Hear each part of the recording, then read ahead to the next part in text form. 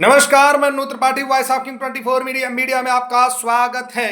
जैसा कि आप जानते हैं कि इधर अमेरिका ने जब से ईरान पर हमला किया है, ईरान भी कहीं ना कहीं डरने वाला में से नहीं है। जो अमेरिका अपने आप को बलशाली समझता है या बोझ समझता है, आज कहीं ना कहीं वो हारता हुआ नजर आ रहा है। और साथ साथ में अगर मैं बात करूं, जब भारत पाकिस्तान से बदला ले रहा था तो अमेरिका बीच में आकर के अम्मा बनने की कोशिश कर रहा था। आखिर अब अमेरिका को यह पता चलेगा कि अगर तुम किसी को धमकाओगे तो तुम्हें भी उसका भुगतान करना होगा।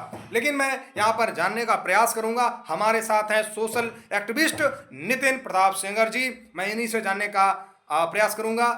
नितिन जी, मुझे ये नहीं समझ में आता है कि मैं देख रहा हूं कि अमेरिका हर जगह पांव क्यों अड़ाता है। थोड़ा सा हमारे दर्शकों को बताने का कष्ट करें। बोलिए नितिन जी, आवाज आ रही है मेरी? आवाज आ रही है अन्नू त्रिपाठी जी। देखिए, पूरा विश्व को धमकाने का कार्य किया है राष्ट्रपति बनते ही अमेरिका ने। अमेरिका केवल ऐसा नहीं है कि ईरान को ही धमका रहा था, अमेरिका ने पूरे विश्व पे अनावश्यक टैरिफ लगाकर किस प्रकार से तानाशाही रुख अपनाया है। अमेरिका धमका रहा है कि वो सख्ती से शांति की स्थापना करना चाहता है। सख्ती से ईरान ने मुंह तोड़ जवाब दिया है। एशिया का ईरान वह महान देश है जिसने अमेरिका की तानाशाही के खिलाफ पूरे तरीके से जवाब दिया है। इजराइल, जिसने कि बड़ी बेरहमी के साथ अभी कुछ समय पहले गाजा पट्टी में रहने वाले नागरिकों पर किस तरीके से बमबारी की, किस तरीके से बर्बाद किया फिलिस्तीन को, पूरी दुनिया देखती रही। और आज क्या हालत है फिलिस्तीन की, आप जानते हैं सभी लोग, बताने की ज़रूरत नहीं है। ईरान ने मुंह तोड़ जवाब दिया है। समस्त एशियाई देश लगभग ईरान के साथ हैं। ये पूरे एशिया पर हमला है। अमेरिका जिस तरह से पूरे विश्व के साथ तानाशाही कर रहा है, ईरान ने उसका मुंह तोड़ जवाब दिया और पूरी दुनिया आज ईरान के साथ है। अन्नू त्रिपाठी जी, ये स्पष्ट है जी। नहीं, अब मुझे ये बताइए, जैसे अभी अमेरिका के फिर से धमकी दे रहा था कि अगर ईरान ने कोशिश करी अगर हमला करने की तो अंजाम इससे भी ज़्यादा भुगतान करना होगा। तो ये अमेरिका अपने आप को क्या समझता है? भारत का मीडिया हम देख रहे हैं, इजराइल चिल्ला रहा है और अमेरिका चिल्ला रहा है। क्या ईरान में इंसान नहीं रहा करते?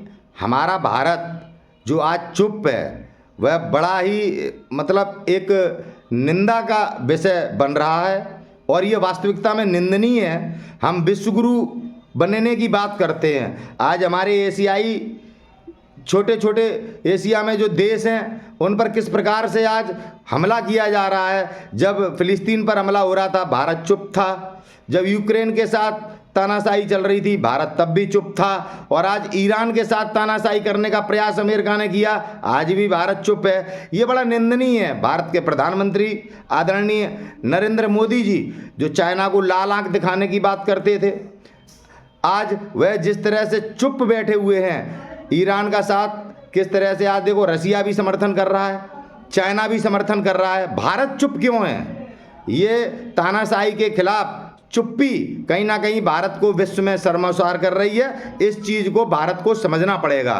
भारत को अपनी स्पष्टता, अपना रुख दुनिया के सामने रखना चाहिए, क्योंकि आज जो अमेरिका पूरे विश्व के साथ तानाशाही रवैया अपना रहा है, इसके खिलाफ लड़ना प्रत्येक नागरिक, प्रत्येक देश के मान सम्मान, स्वाभिमान के प्रति जिम्मेदारी है। और आज जो नागरिक, आज जो देश चुप हैं, वह बड़ा निंदनीय है। अमेरिका में राष्ट्रपति ट्रंप का बड़े पैमाने पर विरोध हो रहा है, मीडिया नहीं दिखा रहा है। भारत का मीडिया किस तरह से आज देश को गुमराह कर रहा है, किसी से छुपा नहीं है। ये निंदनीय है। ईरान जिस तरह से लड़ रहा है, वह अकेला एक ऐसा देश जिसने हिम्मत दिखाई, जिस तरह से यूक्रेन के राष्ट्रपति जेलेंस्की ने भी अपने देश पर हुए हमले के खिलाफ पूर्ण रूप से सम्मानजनक लड़ाई को लड़ने का कार्य किया, आज ईरान भी उसी तरीके से लड़ रहा है। और मैं समझता हूं कि अमेरिका के खिलाफ समस्त देशों को एकजुट होकर ईरान का साथ देना चाहिए। अभी नितिन जी एक खबर आ रही है कि मोदी जी ने ईरान से फंसे हुए भारतीयों को बुला लिया, तो कई मुस्लिम महिलाएं मोदी मोदी कर रही हैं। मनोज तिवारी जी का बयान आया कि मोदी सरकार बहुत सशक्त सरकार है और कहीं ना कहीं अपने देशवासियों के हित के लिए काम करती है।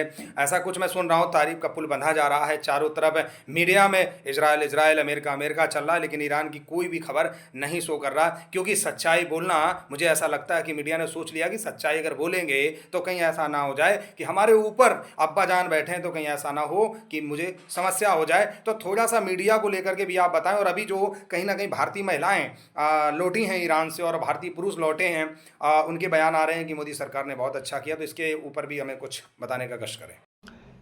देखिए अनु त्रिपाठी जी, ईरान में अभी ऐसे हालात नहीं है कि वहाँ से मतलब किसी भी नागरिक के हताहत होने की कोई खबर हो। नागरिक तो इजराइल में भी फंसे हुए हैं। इजराइल से क्या हमारे भारतीय आ गए? ये तो केवल और केवल जो भारत के प्रधानमंत्री की चुप्पी है, उस चुप्पी को छुपाने के लिए मीडिया जिस प्रकार से आज हमारे देश के नागरिकों को गुमराह कर रही है कि ईरान से हमने अपने नागरिकों को सुरक्षित निकाल लिया। ईरान से सुरक्षित निकालने का मुद्दा नहीं, मुद्दा ये है कि अमेरिका जिस तरीके से भारत को टारगेट कर रहा है, सीज फायर को लेके किस तरह से अमेरिका बराबर भारत के प्रधानमंत्री मोदी जी के खिलाफ कि हमने युद्ध विराम करा दिया, जबकि भारत ने मध्यस्थता से इनकार कर दिया था। कहीं ना कहीं अमेरिका भारत को टारगेट कर रहा है। भारत को युद्ध में डालने का पूर्ण प्रयास किया अमेरिका ने। जब भारत ने सीज फायर कर दिया तो किस तरह से अमेरिका ने उसका, ट्रंप ने, जिनकी बात की अहमियत अमेरिका के नागरिक नहीं करते हैं, ट्रंप के द्वारा दिए गए बयान पर अमेरिकी हंस रहे हैं, लेकिन हमारे भारत का विपक्ष जिस तरह से ट्रंप के बयान को लेकर नरेंद्र मोदी जी के ऊपर तमाम तरह के प्रश्न चिन्ह लगा रहे हैं। सीज फायर से भारत और पाकिस्तान के बीच में युद्ध टला। सीज फायर का उचित उपयोग किया भारतीय सेना ने, जिसकी सराहना करनी चाहिए। लेकिन ट्रंप के बयान को लेकर राहुल गांधी हों, चाहे समाजवादी पार्टी के मुखिया अखिलेश यादव जी हों, किस तरह से भारत को उन्होंने दुनिया में शर्मसार करने का काम किया, ये सारी चीज़ें देश देख रहा है, देश समझ रहा है कि किस तरह से आज भारत को नहीं पूरे विश्व को अमेरिका टारगेट कर रहा है, एक तानाशाही कर रहा है। और भारत की चुप्पी कहीं ना कहीं देश को शर्मसार कर रही है। आज भारत को बोलना चाहिए। सोनिया गांधी जी ने अभी पत्र लिखकर नरेंद्र मोदी जी से अपनी स्पष्टता जाहिर करने की अपील की है, लेकिन निंदनीय है कि भारत सरकार आज इतने बड़े मुद्दे पर चुप है। अगर इस प्रकार की चुप्पी कहीं देश में तीसरे विश्व युद्ध को निमंत्रण ना दे दे। आज भारत को बढ़ चढ़कर अपने एशियाई देशों के संरक्षण में आगे आना चाहिए। इस तानाशाही के खिलाफ भारत को बोलना चाहिए। चलिए मित्रों, अभी आपने सुना हमारे माननीय नितिन जी को, और जानकारी के लिए आपको बता दूं कि नितिन जी एक सोशल एक्टिविस्ट है और कहीं ना कहीं बहुत सारी जानकारियां रखते हैं। उन्होंने आप तक जानकारियां पहुंचाई, मैं उनका धन्यवाद करता हूं। और आपको बता दूं कि यदि आप हमारी इस खबर से संतुष्ट हैं तो अपना कमेंट अवश्य करें और इस वीडियो को ज़्यादा से ज़्यादा शेयर करें। नमस्कार, जय हिंद, जय भारत।